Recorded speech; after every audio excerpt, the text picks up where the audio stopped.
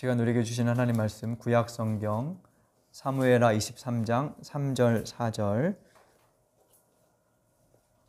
두 절 말씀을 같이 읽겠습니다.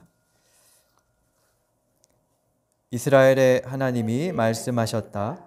이스라엘의 반석께서 나에게 이르셨다. 모든 사람을 공의로 다스리는 왕은, 하나님을 두려워하면서 다스리는 왕은 구름이 끼지 않은 아침에 떠오르는 맑은 아침 햇살과 같다고 하시고, 비가 온 뒤에 땅에서 새싹을 돋게 하는 햇빛과도 같다고 하셨다. 아멘. 첫 화면을 띄워주시면 돼요. 지난주에 우리 다윗 다시 보기라는 제목으로 사무엘하 12장까지 말씀을 살펴봤습니다. 성경에 다윗은 하나님의 마음에 들었던 인물로 묘사되고 있습니다. 그러나 한편으로 그는 우리처럼 연약한 존재이기도 했지요. 그는 자신의 권력을 이용해서 부하 장군 우리아의 아내 밧세바를 범하기도 했고요. 또 그것을 숨기기 위해서 우리아가 전쟁터에서 죽도록 살인 교사를 하기도 했습니다. 이런 면들을 보면 다윗은 그 앞에 왕이었던 사울과 크게 다르지 않아 보여요. 사실 똑같이 실수하고 범죄를 했습니다. 그런데 하나님은 사울을 선택한 것은 후회하셨다고 말씀하심에 반해서 다윗의 손은 끝까지 붙잡아 주십니다. 사무엘서는 그 이유를 두 가지로 제시하고 있다고 생각이 듭니다. 하나는 예언자의 책망에 대한 두 사람의 반응의 차이입니다. 사무엘상에서 살펴본 것처럼 사울은 사무엘이 죄를 지적하면서 책망할 때 변명으로 일관해요. 그러면서 백성이 두려워서 이렇게 했습니다. 이렇게 말을 하죠. 반면 다윗은 예언자 나단이 책망하자 자신의 잘못을 자백하며 인정합니다. 그리고 무엇보다 큰 이유는 지난주에 살펴본 사무엘하 7장에 나오는 다윗 언약 때문이었어요. 하나님께서 사무엘하 7장에서 다윗의 왕조가 영원히 이어지게 하겠다고 약속하셨는데 그 언약에 하나님이 스스로 충실하셨던 것에 있죠. 그러니까 다윗의 잘남이나 의로움을 넘어서는 하나님의 사랑, 그분의 충실하심에 있다는 거예요. 이렇게 다윗은 범죄에도 불구하고 사울과 달리 지속해서 왕위를 이어갈 수 있었지만 자신의 죄에 대해서는 값을 지불해야 했죠. 그래서 오늘 살펴볼 13장부터 20장까지에는 다윗이 어떻게 죄에 대한 대가를 치루어 가는지, 다윗의 쇠퇴, 왕국의 쇠퇴와 이제 그 망의 이야기를 이야기하고 있어요. 구체적으로는 반란 사건들이 펼쳐지는데요. 자, 13장부터의 내용을 우리 한번 살펴보겠습니다. 다윗에게는 17명의 아들이 있었어요. 한번 우리 사무엘하 3장을 찾아볼까요? 사무엘하 3장 말씀을 가보겠습니다. 3장 2절.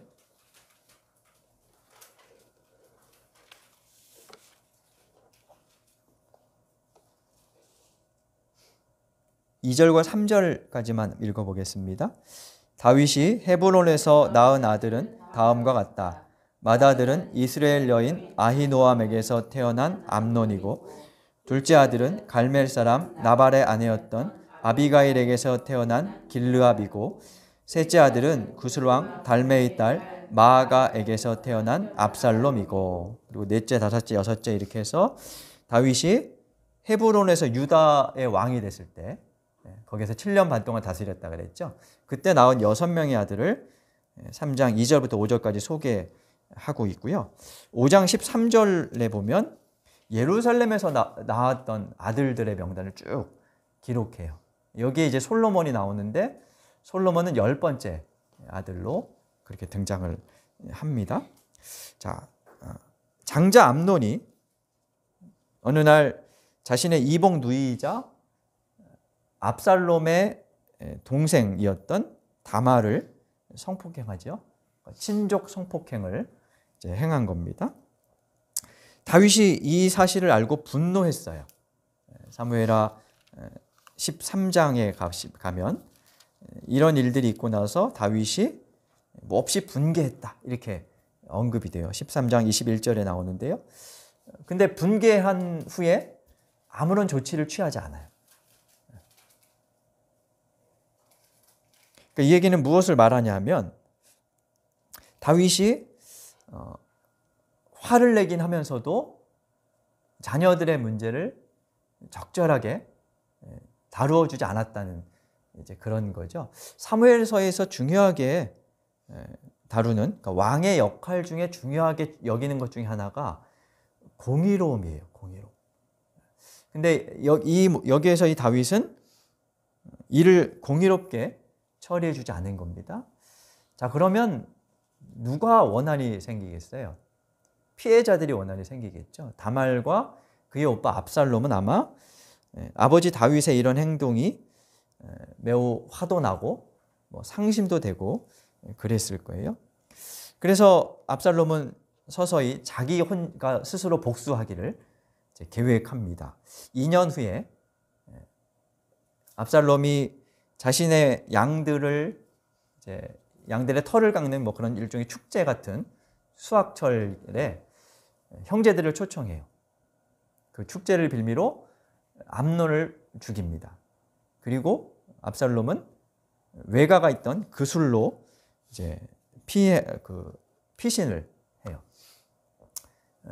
다윗이 무척 상심했겠죠. 큰 아들이 죽고 그리고 이제 셋째는 도망갔습니다. 둘째 아들이 길르압이라고 나오는데 이름이 한번 나오고는 언급되지 않아요. 그런 거 보면 아마 일찍 죽었을 것 같아요. 그러니까 그 왕위를 계승할 장자가 죽었고 그 다음 왕위 계승자였던 압살롬마저 형을 죽이고 피신한 그런 상황에 처한 겁니다. 그리고 시간이 흘러요. 압살롬이 예루살렘에 다시 돌아올 수 있는 방법은 다윗이 용서하고 불러들이는 건데 다윗이 2년 정도 지나도록 3년 정도 지나도록 압살롬을 불러주지 않아요. 보다 못한 다윗의 부하 요압이라는 사람이 중재를 해서 이제 압살롬을 예루살렘으로 돌아올 수 있게 합니다. 근데 압살롬이 예루살렘에 돌아왔는데도 다윗은 즉각 부르지 않아요. 또 한 2년 정도 그냥 시간을 지납니다.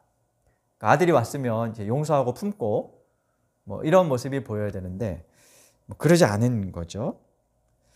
그래서 이런 과정을 보면 압살롬은 아마 아버지에 대한 그 좀 서운한 감정들 이런 것들이 많이 쌓여 있을 것 같아요. 그 섭섭함과 분노 이런 것들이 쌓였겠죠. 그렇게 이제 아버지에 대한 어떤 원한들이 쌓이면서 이제 반란을 준비해 갑니다. 그래서 15장에 가면 압살롬이 반란을 준비하는 과정을 소개하고 있어요. 15장 1절부터 한번 볼까요?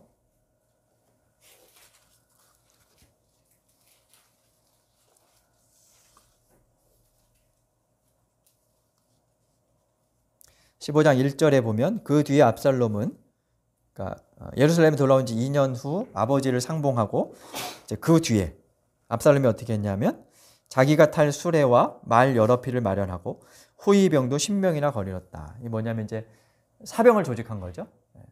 사병을 조직하면서 점점 세력을 키우는 겁니다. 그리고 나서 했던 일이 뭐냐면요. 2절과 3절을 한번 2절부터 4절까지 한번 읽어보겠습니다. 좀 길지만 같이 읽겠습니다. 그리고 압살롬은 아침마다 일찍 일어나서 성문으로 들어오는 길가에 서 있곤 하였다.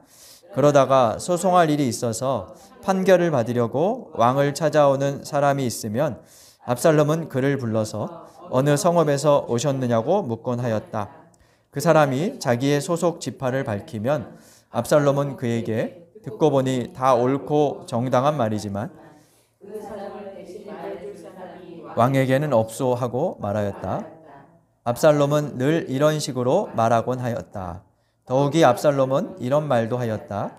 누가 나를 이 나라의 재판관으로 세워주기만 하면 누구든지 소송 문제가 있을 때에 나를 찾아와서 판결을 받을 수가 있을 것이고 나는 그에게 공정한 판결을 내려줄 것이요.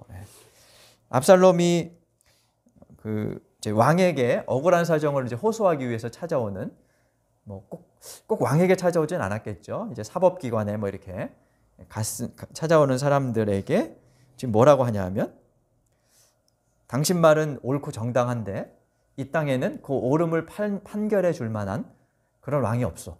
그러니까 무슨 얘기예요? 왕이 공의롭지 않다.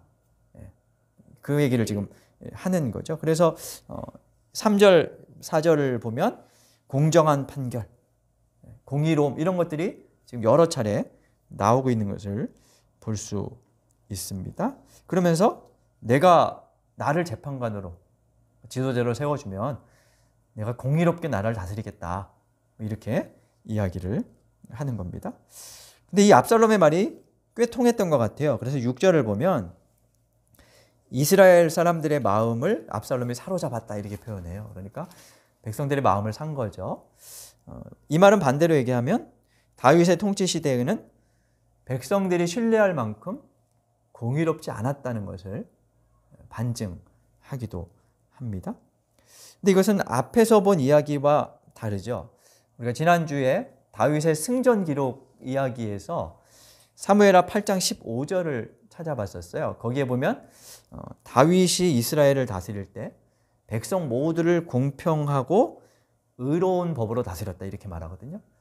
근데 지금 그게 반대로 된 거죠. 그러니까 다윗에게 있어서 왕이 가져야 할 덕목인 공의로움이 사라지고 있는 것이에요. 초반에 다윗은 그렇지 않았겠지만 후반부로 갈수록 그는 가정과 나라를 공평과 공의로 다스리지 못했어요. 압살롬은 그 빈틈을 파고들고 백성들의 마음을 얻습니다. 그리고 때가 이르자 아버지가 유다의 왕으로 즉위했던 헤브론으로 가서 스스로 왕이 됩니다. 그 이야기가 15장 10절부터 이야기가 이제 되고 있어요. 그리고 이제 압살롬의 반란 이야기가 매우 길게 서술되어 있어요. 사무엘하 전체에서 압살롬 이야기는 13장부터 19장까지 나와요. 이 이야기를 굉장히 중점적으로 이제 다루고 있는 거죠. 압살롬이 난을 일으켰다는 소식을 듣고 다윗은 예루살렘 왕궁을 비우고 황급히 도피합니다. 그렇게 이제 압살롬의 난을 성공하는 듯 했는데 이야기를 쭉 읽어보면 압살롬이 이제 허무하게 죽죠. 어떻게 죽냐면 머리가 매우 이렇게 풍성했던 사람이었던 것 같아요. 말을 타고 숲을 가다가 나뭇가지에 머리가 걸려가지고 대롱대롱 매달려요. 성경에 그렇게 기록돼 있어요. 그래서 대롱대롱 매달려 있으니까 그냥 창으로 찔렀나 이래갖고 압살롬이 죽는 걸로 그렇게 나와요. 허무하게 그렇게 죽고 나서 이제 반란이 진압되고 다윗은 왕궁으로 귀환합니다. 이렇게 압살롬의 반란이 마무리되었지만 그 상처는 오래도록 남았을 것이고 다윗의 왕권은 그만큼 신뢰를 잃게 되었겠죠.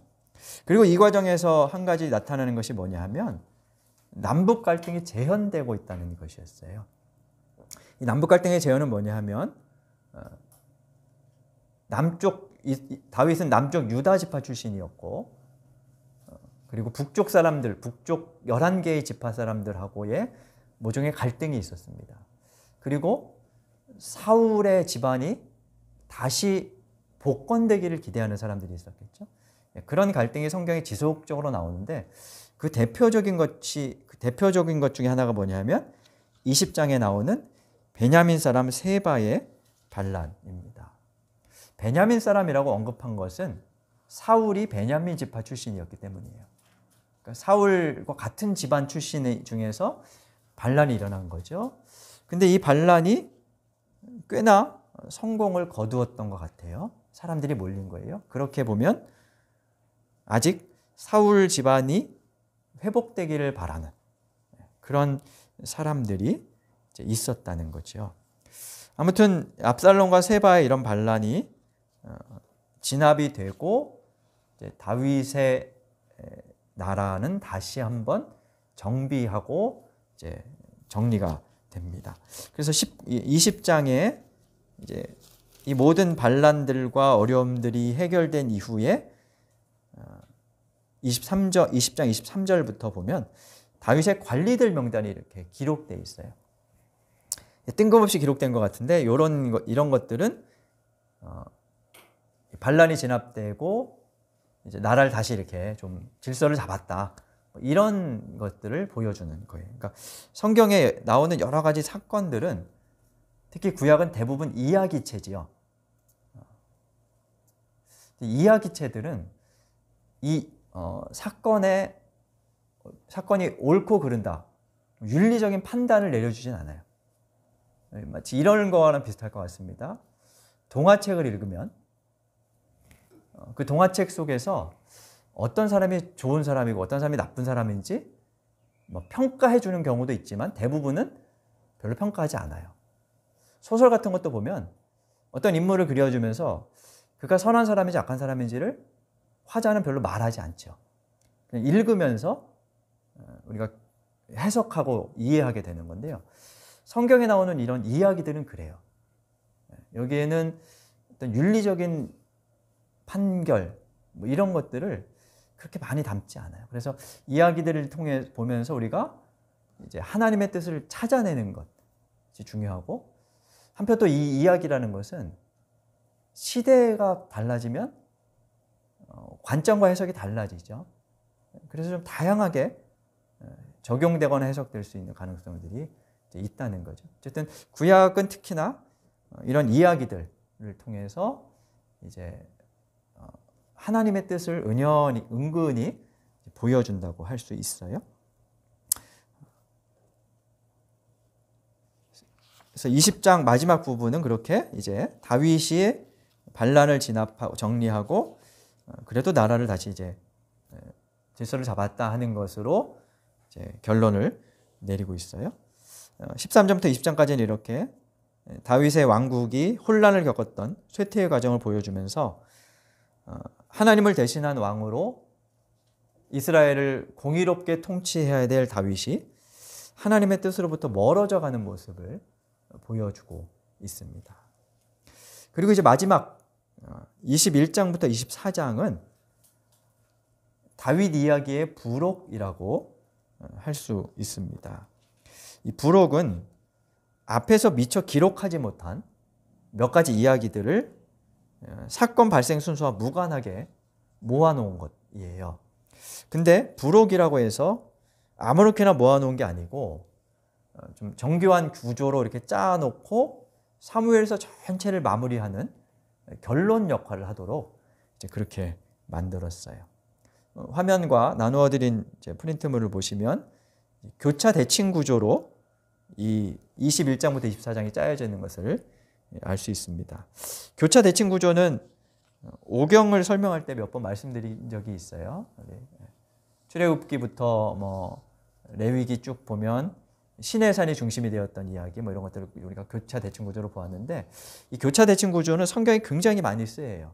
히브리 문학의 아주 대표적인 그런 형식이라고 할 수 있는데, 양쪽에 이제 비슷하거나 혹은 대칭되는 이야기들을 담으면서 교차 대칭 구조의 가장 중심에 있는 내용을 강조하는 그런 방법이죠. 그래서 표를 보면 21장 1절부터 14절까지는 다윗 때문에 일어난 재앙이 언급되면서 그것을 다윗이 해결한 이야기가 나오고요. 그리고 그 반대쪽에 마지막 부분 24장 1절부터 25장까지는 다윗 때문에 일어난 재앙이 기록되면서 그것을 해결하는 그런 대목이 나와요. 그리고 그 안쪽에는 다윗의 용사 명단이 21장 15절부터 22절까지, 그리고 23장 8절부터 39절까지 그렇게 기록되어 있어요. 이 명단을 보면 사실 명단이라는 건 그냥 이렇게 한번 쭉 쓰면 좋잖아요. 근데 굳이 양쪽에 배치하고 가운데다 뭐 다른 걸 넣은 거예요. 그렇게 하면서 이제 가운데의 내용을 강조하고 싶었던 거죠. 그래서 가장 중심인 22장 1절부터 23장 7절에는 두 개의 노래가 나옵니다. 다윗의 승전가 그리고 다윗의 마지막 말인데요. 이 두 이야기가 이 두 시, 노래가 중심을 이루고 바깥쪽에 다윗의 용사들과 그 업적, 그리고 가장 바깥에는 사울과 다윗의 범죄, 그리고 그것에 대한 속죄 이야기가 배치되어 있는 겁니다. 21장 내용부터 좀 간단히 보면요, 이런 거예요. 그냥 이야기로 설명을 드릴게요. 다윗 시대에 3년간 기근이 있었습니다. 이 당시에 기근, 흉년은 신의 심판으로 여기는 것이 일반적이었기 때문에 이유를 이제 하나님께 물어요. 그러자 하나님께서 뭐라고 말씀하시냐면 사울 집안이 기브온 사람들에게 행한 잘못 때문이다. 이렇게 이제 말씀을 하십니다. 그 내용이 무엇이었냐면 사울이 기브온 사람들을 무고하게 죽였다는 것이었어요. 이 기브온 사람들은 우리 한번 읽어보는 게 좋을 것 같습니다. 21장 2절. 2절을 한번 읽어보겠습니다. 이제 배경을 알 수 있는 구절이라서 21장 2절 같이 읽겠습니다. 다윗은 기브온 사람을 불러다가 물어보았다. 기브온 사람은 본래 이스라엘 백성의 자손이 아니라 아모리 사람 가운데서 살아남은 사람들이며 이미 이스라엘 백성이 그들을 살려주겠다고 맹세하였는데도 사울은 이스라엘과 유다 백성을 편파적으로 사랑한 나머지 할 수 있는 대로 그들을 다 죽이려고 하였다. 그러니까 이 기브온 사람들은 이스라엘이 가나안을 점령할 때 여호수아에게 투항했던 민족이었어요. 그래서 여호수아가 이제 언약을 맺죠.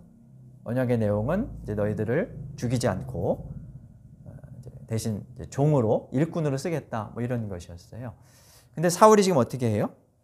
편파적으로 사랑해서 기브온 사람들을 죽였다. 이렇게 나오죠. 그러니까 요즘으로 얘기하면 이럴 것 같아요. 다문화 이주민을 차별하는 뭐 그런 정책을 펼친 거죠.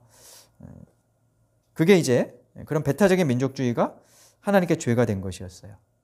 다윗이 기브온 사람들에게 그걸 어떻게 해결하면 좋겠느냐 하고 묻자 기브온 사람들이 사울 집안의 남자 7명을 제물로 바치게 달라 이렇게 말을 합니다. 그래서 다윗이 사울 집안 사람 7명을 뽑아서 이제 보내고 기브온 사람들이 그들을 처형해요. 참 난해하죠. 오늘날의 관점으로는 이해하기 힘든 그런 이야기입니다. 무척 낯설고 좀 어려운, 그러니까 받아들이기 어려운 그런 문제 해결 방식입니다. 뭐 연좌제 같은 그런 이야기라서 쉽게 납득되지 않은데요. 하나님께서 이런 일을 허락하셨을지도 사실은 받아들이기는 어려워요. 이게 이제 아까 말씀드린 그런 평가가 없다는 거예요. 이걸 평가하지 않아요, 성경은. 오늘날의 관점으로는 받아들일 수 없죠. 다만 이 시대의 사람들의 사고 속에는 이게 정당한 방법으로 인식되었을 것 같아요. 어쨌든 이제 그런 식으로 이야기가 정리가 돼요. 그럼 왜 이 이야기를 여기에 썼을까 하는 것을 우리가 좀 알 필요가 있습니다. 사울은 기브온과의 언약을 파기했습니다. 그것은 오래전에 한 약속이었지만 대대로 내려오는 지켜야 할 약속이었는데 그 언약을 깨뜨렸습니다. 반면 다윗은 그 언약을 충실히 이행하려고 했습니다. 이 내용은 그것을 보여주려고 했다고 볼 수 있어요. 사무엘서에서 하나님은 언약에 충실하신 분이시고 언약에 충실한 사람들을 지키시는 분이셨습니다. 근데 사울은 그것을 깨뜨렸고 다윗은 그것에 충실했죠. 다윗의 연약함에도 불구하고 하나님께서 언약에 충실하셨던 것처럼 다윗도 더 나아가서 이스라엘도 그래야 했다라고 하는 것을 보여주는 거예요. 그리고 이 이야기와 짝이 되는 본문 24장을 보면 앞에서는 사울이 잘못한 것을 다윗이 해결했는데요. 24장은 다윗이 스스로 잘못한 것을 해결하는 그런 이야기가 기록이 되어 있어요. 다윗이 어느 날 인구조사를 명령합니다. 군역과 납세 같은 것을 위해서 인구조사를 펼치는데 왕으로서는 당연히 해야 할 일이죠. 어떻게 보면. 근데 이게 하나님께 죄가 됐어요. 그래서 24장 10절을 보면 다윗이 인구조사를 한 후에 스스로 양심의 가책을 받았다. 그래서 주님께 내가 이런 일을 해서 죄를 지었습니다 하고 고백했다라고 말하고 있습니다. 인구조사가 왜 죄가 되었을까요?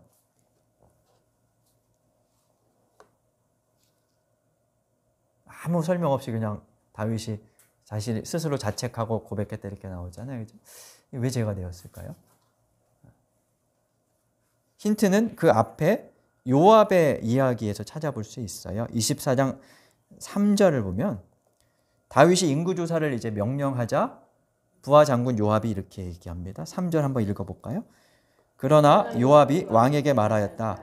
임금님의 주 하나님이 이 백성을 지금보다 100배나 더 불어나게 하여 주셔서 높으신 임금님께서 친히 그것을 보게 되시기를 바랍니다. 그러나 높으신 임금님께서 어찌하여 감히 이런 일을 하시고자 하십니까? 이게 무슨 내용이냐 하면 왕의 흥망성쇠 혹은 국력이 강화되거나 왕의 힘이 강화되는 것은 하나님께 달린 일이라는 거예요. 하나님께서 그거 해주셨고 앞으로도 해줄 거다. 근데 다윗 당신 스스로 왜 인구조사를 해서 당신의 위세를 과시하려고 하느냐. 그런 뉘앙스가 여기에 담겨 있어요. 왕권 강화를 위해서 병력을 행할 사람들을 조사하고 또 세수를 확보하고 이런 과정들 그러면서 내 나라가 이만큼이나 되는구나. 스스로 그 권력을 향유하려고 했던 그런 다윗의 잘못을 여기서 말하고 있는 거죠. 그러니까 다윗은 왕권을 남용하려고 했다는 거예요. 그래서 이 일을 이제 해결하기 위해서 다윗은 아라우나라는 사람의 타작마당을 사서 거기서 제사를 드리는으로 이제 일이 해결되는 그런 과정을 여기서 볼 수 있어요. 그래서 이 교차대칭 구조의 처음과 마지막은 사울과 다윗의 각각의 잘못을 어떻게 해결하는지를 보여주죠. 근데 여기서 또 재밌는 것이 21장에서의 다윗은 언약에 충실한 모습이에요. 근데 24장에서 다윗은 어떤 사람이에요? 스스로의 그 권력에 취했던 그런 사람이죠. 마치 사무엘서 전체에서 흘러가는 다윗의 모습과 비슷하게 그렇게 이야기가 되고 있는 거죠. 근데 이 두 이야기에서 재미있는 게 마지막에 문제를 해결하고 나서 기도한 것이 표현되고 있어요. 하나님께서 기도를 들어주셨다. 이렇게 말하고 있습니다. 이렇게 이제 사무엘하 21장부터 24장까지 앞뒤에 사울 다윗 두 왕의 범죄 그리고 속죄 이야기가 나오고요. 안쪽에는 다윗의 용사들의 명단이 나옵니다. 명단은 21장 15절부터 27절까지 그리고 넘어가서 23장 8절부터 39절까지 나오는데요. 이것은 자세히 설명드리진 않고요. 마지막 한 구절만 볼게요. 23장 39절을 한번 볼까요? 24장 39절. 마지막 사람이 누구죠? 햇사람 우리야. 우리야가 누구예요? 아까 bat세바 다윗이 밧세바를 이제 권력을 이용해서 성폭행했던 그 남편 그리고 죽였던 부하이죠. 요 우리아를 마지막에 넣었어요. 근데 요 말씀과 평행 본문인 역대상을 보면 우리아가 마지막이 아니에요. 그 뒤에 다른 인물들이 더 나와요. 그래서 우리아를 마지막에 배치한 것은 사무엘서 저자의 의도일 것 같아요. 아마 읽는 사람들은 우리아 하면 이렇게 떠오르는 다윗의 범죄. 그리고 그게 24장에 다윗의 이제 구체적인 죄와 이렇게 연결되면서 다윗의 연약함을 보여주는 뭐 그런 이야기라고 이제 할 수 있을 것 같아요. 끝으로 중앙에 있는 다윗의 노래 시 두 편을 우리 한번 보겠습니다. 22장 1절에 보면 제목이 다윗의 승전가 이렇게 돼 있죠. 그리고 가로치고 뭐라고 써 있나요? 시 18 이렇게 돼 있죠. 딱 똑같은 시가 시편 18편에 기록되어 있습니다. 시편 18편에는 1절이 표제로 되어 있고 그 다음에 이제 노래가 나옵니다. 이 외에도 시편에는 다윗의 이름으로 올라간 시가 여러 개 있죠. 150편 중에 한 73개 정도가 다윗의 시인데 그 배경들을 이제 찾기 위해서 사무엘서를 읽어보면 되죠. 어쨌든 이 시는 시편 18편에도 있으며 다윗이 승전을 감사하는 그런 노래입니다. 시의 내용은 이런 것이에요. 다윗이 위기 때마다 하나님께 부르짖었고 하나님께서 기도를 들으셔서 자신을 원수들에게서 건져주셨다. 그래서 그분을 찬양하는 그런 내용들인데 이 시도 교차 대칭 구조로 이렇게 분석을 해보면 가장 핵심적인 내용이 21절부터 28절이라는 것을 알 수 있어요. 21절부터 28절을 한번 잠깐만 보겠습니다. 21절만 한번 읽어볼까요? 22장 21절.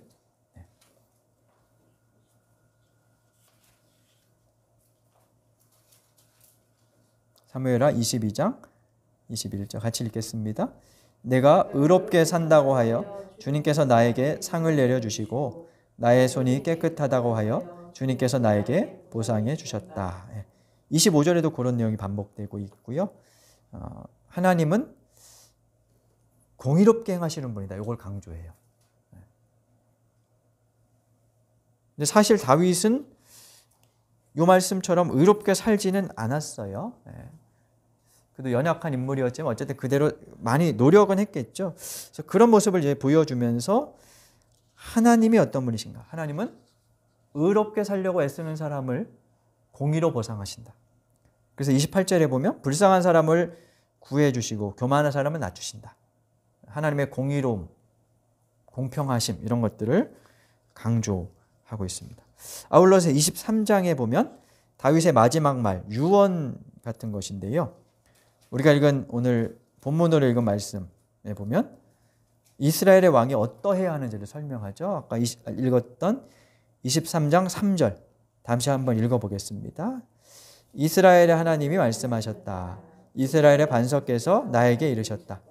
모든 사람을 공의로 다스리는 왕은 하나님을 두려워하면서 다스리는 왕은 어떠해야 된다고요? 공의로워야 한다. 이거예요. 하나님처럼 공의로워야 한다. 그러니까 왕이 자신의 권력을 이용해서 사익을 취하지 않고 하나님과 언약에 충실하며 마치 양을 돌보는 목자들이 목자와 같은 마음으로 억울하고 불쌍한 사람들이 없도록 그렇게 나라를 다스릴 때 그 나라가 하나님의 나라가 될 수 있다는 것. 그것이 하나님의 뜻이라는 것을 보여주는 거예요. 그래서 예언자들은 누누이 이것을 강조하고 왕들이 이 공의로움을 실천하지 못할 때 가열차게 비판하고 그런 모습을 볼 수 있지요. 이 노래, 지금 이야기한 이 다윗의 노래는 사무엘상 2장에 나오는 한나의 노래랑 비교돼요. 우리가 이제 그때 살펴보진 않았습니다만 사무엘상 2장에 보면 사무엘의 어머니 한나가 불임을 겪다가 기도하고 기도의 응답을 받고 노래하는데요.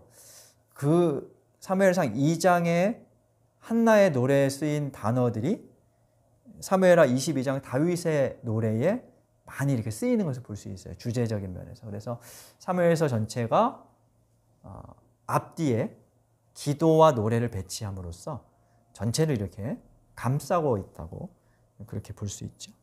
한나와 다윗의 노래에서 주인공은 하나님이세요. 그분은 공의로운 분이다. 언약에 충실하신 분이다. 하는 것을 강조하죠. 그래서 하나님을 닮고 하나님을 왕으로 섬기는 나라, 또 그 하나님을 대리하는 이스라엘의 왕은 마찬가지로 공의로워야 한다. 그것을 이야기하는 거죠. 이스라엘의 이 공의로움을 바랐던 마음은 누누이 이어져 왔어요. 사무엘서는 사실 그것의 실패했음을 보여주죠. 공의로운 왕이 없었기 때문에 나라가 망했다. 그리고 이제 미래를 기대하게 하죠. 이 책을 통해서. 이런 공의로운 왕이 나타날 때 나라가 새로워질 것이다 하는 것을 기대하게 하죠. 이런 이스라엘의 기대 그리고 하나님의 기대는 사실 끝나지 않았습니다. 오늘 우리에게도 이어지고 있죠. 우리는 예수님께서 공의의 왕으로 이 땅에 오신 메시아이심을 믿고 고백합니다. 그리고 그분이 펼치셨던 복음, 하나님의 나라가 우리에게서, 우리의 삶에서, 우리의 공동체에서, 또 우리가 살아가는 이 땅의 현실에서 이루어지기를 기대하죠. 그것이 우리를 부르신 이유와 목적이기도 합니다. 물론 그것은 완전히 이루어지지는 않을 겁니다.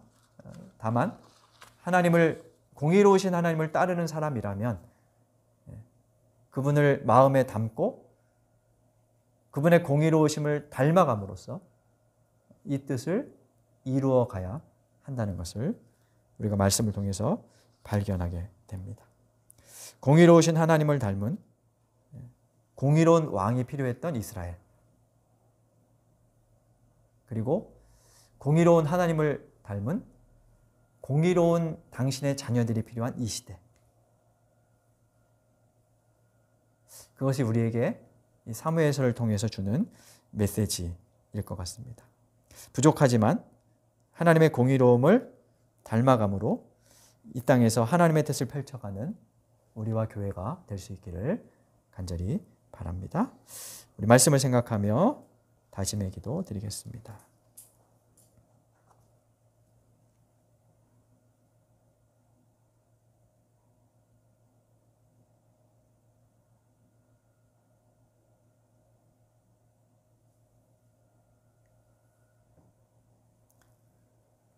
하나님, 저희가 하나님을 마음에 담고 하나님의 형상을 닮아가게 하여 주옵소서.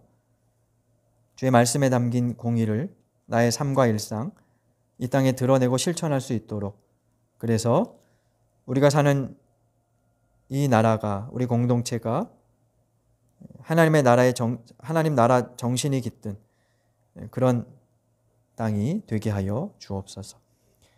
저희에게 지혜와 힘을 내려 주옵소서. 예수님 이름으로 기도드립니다. 아멘.